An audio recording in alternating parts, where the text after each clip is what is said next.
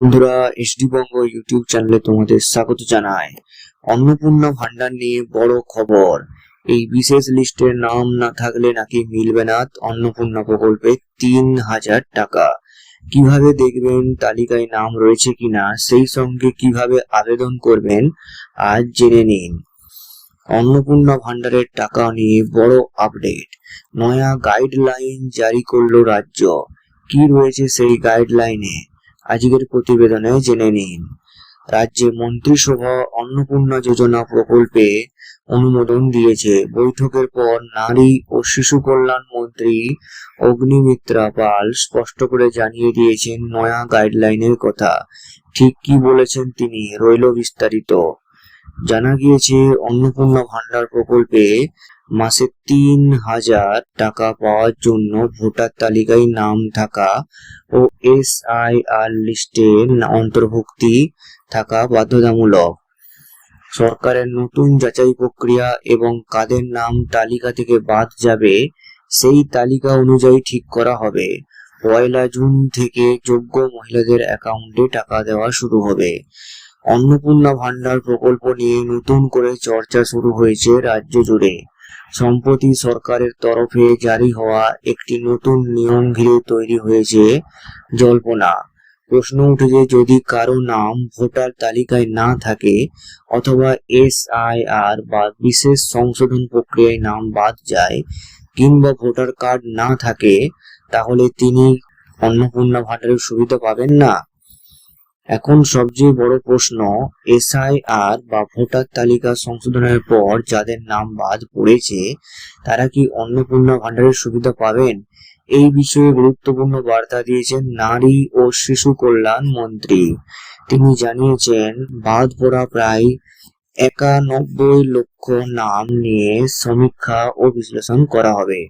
সেই তালিকার মধ্যে যারা ট্রাইব্যুনালে আবেদন করেছেন অথবা CAA এর জন্য আবেদন করেছেন, সিদ্ধান্ত না হওয়া পর্যন্ত তারাও অন্নপূর্ণা ভান্ডারের সুবিধা পাবেন। প্রশাসনিক সূত্রের খবর, উপভোক্তাদের তথ্য যাচাই প্রক্রিয়া আরো কড়া করতে চাইছে সরকার।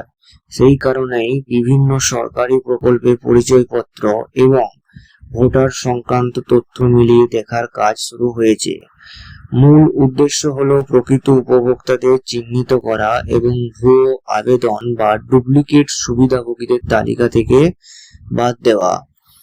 সূত্রের দাবি, ভোটের তালিকা এবং পরিচয় সংক্রান্ত নথি এখন থেকেই গুরুত্বপূর্ণ যাচাইকরণ মাধ্যম হিসেবে ব্যবহার করা হচ্ছে। ফলে যাদের নাম ভোটার তালিকায় নেই অথবা যাদের ভোটার তথ্য আপডেট নয়, তাদের ক্ষেত্রে সমস্যা তৈরি হতে পারে বলেই আশঙ্কা করা হচ্ছে। তবে এখনো পর্যন্ত সরকারিভাবে এমন কোনো ঘোষণা হয়নি যে শুধুমাত্র ভোটার কার্ড না থাকলেই অন্নপূর্ণা ভান্ডারের সুবিধা পুরোপুরি বন্ধ হয়ে যাবে। প্রশাসনের একাংশের মতে বিষয়টি মূলত তথ্য যাচাই এবং নথির সামঞ্জস্যতা নিশ্চিত করার জন্যই করা হচ্ছে। এদিকে এই খবর সামনে আসতেই বহু মানুষের উদ্বেগ তৈরি হয়েছে। বিশেষ করে গ্রামীণ এলাকার বহু মানুষ এখনো ভোটার তালিকার সংশোধন, নাম অন্তর্ভুক্তি বা পরিচয়পত্র আপডেট সংক্রান্ত সমস্যার মুখোমুখি হন। ফলে তাদের একাংশের আশঙ্কা, ভবিষ্যতে সরকারি প্রকল্পের সুবিধা পেতে সমস্যা হতে পারে। বিশেষজ্ঞদের মতে, সরকারি প্রকল্পের স্বচ্ছতা বজায় রাখতে তথ্য যাচাই জরুরি হলেও প্রকৃত উপভোক্তারা যাতে বঞ্চিত না হন সেদিকে নজর রাখা প্রয়োজন। কারণ অনেক ক্ষেত্রেই প্রশাসনিক ভুল বা তথ্যগত সমস্যার কারণে ভোটার তালিকা থেকে নাম বাদ যেতে পারে। সরকারি দপ্তরের তরফে সাধারণ মানুষকে নিজেদের নথি আপডেট রাখার পরামর্শ দেওয়া হয়েছে। ভোটার তালিকায় নাম আছে কিনা, ভোটার কার্ডের সঠিক তথ্য আছে কিনা এবং অন্যান্য পরিচয়পত্রের সঙ্গে তথ্য মিলছে কিনা তা এখন থেকেই যাচাই করে নেওয়ার কথা বলা হচ্ছে। এখন দেখার ভবিষ্যতে সরকার এ বিষয়ে আরো স্পষ্ট নির্দেশিকা জারি করে কিনা। কারণ অন্নপূর্ণা ভান্ডারের মতো গুরুত্বপূর্ণ প্রকল্পের সঙ্গে ভোটার তথ্য যুক্ত হওয়ার সম্ভাবনা সাধারণ মানুষের মধ্যে বড় প্রভাব ফেলতে পারে। তো বন্ধুরা, ভিডিওটি এই পর্যন্ত। এই ভিডিওটি যদি তোমার কাজে লাগে তাহলে অবশ্যই একটি লাইক করে দেও। ভোটার তালিকা বাধ্যতামূলক হওয়া উচিত বলে তুমি মনে করো কিনা, এই বিষয়ে তোমার মতামত কমেন্টে জানাও। আর প্রতিদিন এই ধরনের সরকারি প্রকল্পের আপডেট সবার আগে পেতে চ্যানেলটি সাবস্ক্রাইব করে পাশে থাকা বেল আইকনটি অন করে রাখো। ধন্যবাদ।